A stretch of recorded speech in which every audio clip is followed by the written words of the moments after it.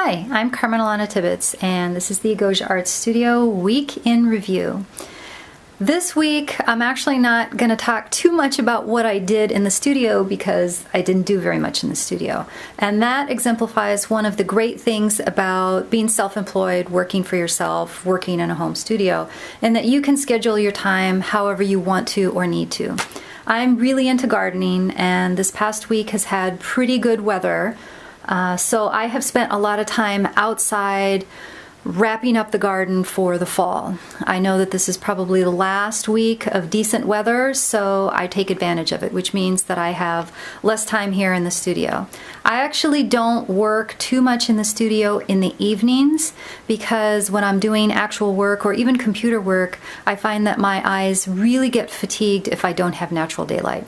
So what that means is that if I'm outside, I'm not in here, and at night I'm doing something else, not really work related, although I do a little bit of stuff. So what did I do this past week? Well, I wrote down the list here. In total, I spent about 2 hours quilting. As I've mentioned before, I start out every day with a little bit of quilting, and it added up to about 2 hours this week. I spent about 4 hours emailing people and talking to people on the phone. This is the end of year when everybody's getting ready for their big sales, the big holiday push, and so I have to continue keeping up contact with people to make sure that all the galleries have everything that they need.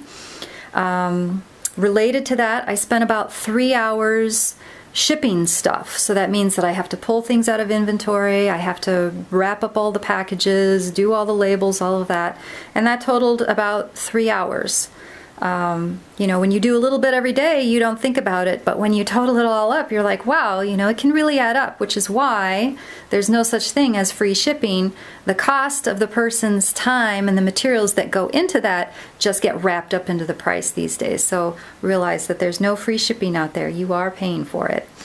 Let's see, I did about 4 hours of art-related research because I'm thinking about starting a new way to do heads and hands, and that's called slip casting with clay. And I visited a ceramic artist who's a friend of mine, and we chatted about it, and I've done some reading and stuff like that.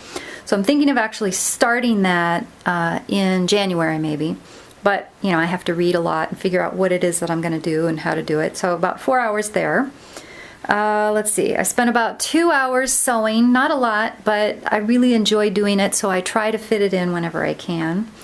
And then the big thing this past week has been an interview that I'm doing of 2 people on the local university campus who have started an art installation and digital information project. So I'm writing a piece about this project for the Art St. Louis blog, which is a local arts organization. So I went out, did the interview, did some research, started writing, and so far I've spent about 6 hours with that. I'll probably spend some more time with that this week so that I can get it done. And in the end, when you add this up, it's not anywhere close to 40 hours because I've been spending a lot of time outside. So I thought I would answer one question that I got last week. Somebody asked, what keeps you motivated in the studio? Because as you've listened from this list, it's not a lot of fun art type stuff. So what keeps you going? Well, I really advocate artists going out and doing one public show, meeting people every year. And the reason for that is you get to talk to people and see and hear their responses to your work. And one of the things that I really notice is that people that like my work really, really, really like my work. So I hold that idea in my mind when I'm working. I know that my work makes people happy. So that's a big motivation there. When I think about my personal goals for my work, I realize that I'm nowhere near achieving the goal, my main goal, that I strive towards, and that's educating people about the plants and animals in the Southwest. I know that when people look at my work, they're not thinking about it from an educational point of view, and I realize that that's a place where I am not meeting my mark and I need to work harder. So that motivates me to try and work harder on that aspect of it. And I am working on it. I've got a variety of projects there.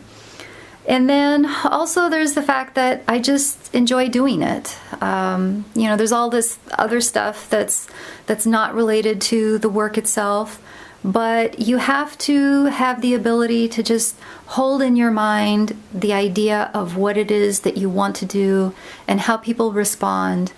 And for me, that's a big motivation, and that does keep me going. Another big thing for me is that I'm always coming up with new ideas. And like most people, I'm excited to start a project, not so great with the follow through, but I always have something new to look forward to. So this idea that I had doing the slip casting for the heads and hands, that's something that motivates me to do something new and see what's going to happen in the future. So there's all kinds of levels of motivation there. Of course, it's up to every person to find out what works for them, but I think a big thing is just thinking positively and knowing that when you do this work, it makes you happy and it will make somebody else happy. So that's my positive message for the day.